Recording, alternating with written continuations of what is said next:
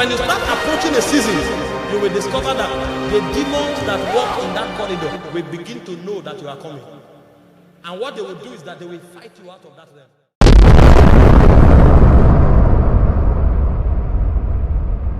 Let me show you 3 consequences of fear. Why you need to fight against it aggressively tonight. You will fight it out of your soul. Number 1, fear torments.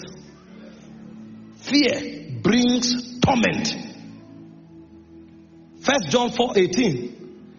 It says fear brings torment. And so there are many people with great potentials, but they are being tormented. It said therefore, it said there is no fear in love. It said perfect love casteth out fear, because fear involves torment. So when you find people who are fearful, they are being tormented on a daily basis. The moment they think of anything, they start being tormented. They are in oppression and they are in terrible torment. They know what they want to do, they desire to do it, but fear is like a demon of torment that follows them, some even to their dreams, forbidding them from looking at what God has called them to do. So when you see some people not being able to focus on their vision, it's because there is a koboko the devil is using to turn them away from it. And that koboko is fear. It brings torment into their soul. The second thing fear does is that fear provokes slavery and control. Romans 8:15. When you find fearful people, they may have the best of potentials, but they are living like slaves, never daring to live out their potentials. He said, for you did not receive the spirit of bondage again to fear. So fear puts people in perpetual captivity. Fear is bondage. And so many people try, but they are in prison. Fear has emasculated them. Fear has put them in prison, and there's nothing they can do. So after a while, they end up in a state of helplessness and hopelessness, and they give up completely. That's where they lose their vision. And finally, fear collapses your faith. That's why many times when Jesus wants to demonstrate the power of faith, he says, fear not, only believe.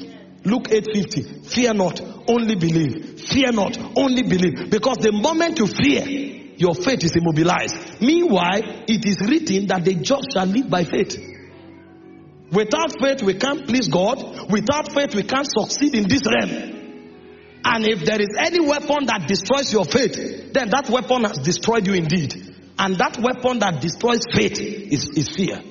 And so you find somebody who has a lot of faith, but fear exists side by side faith.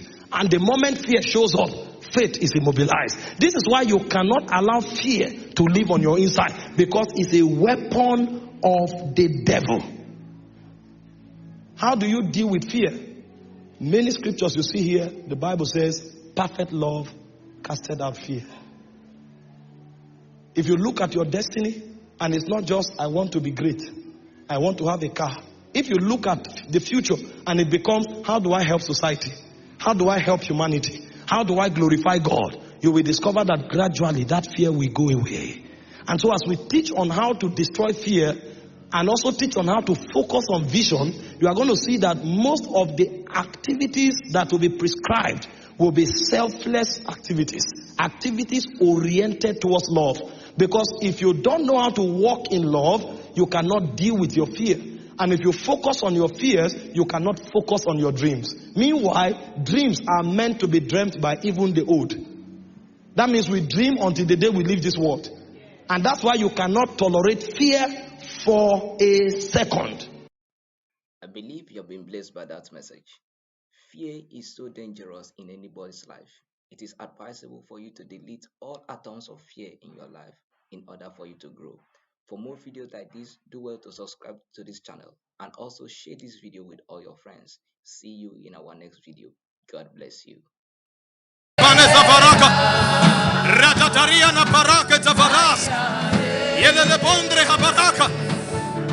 Sabarina Barak.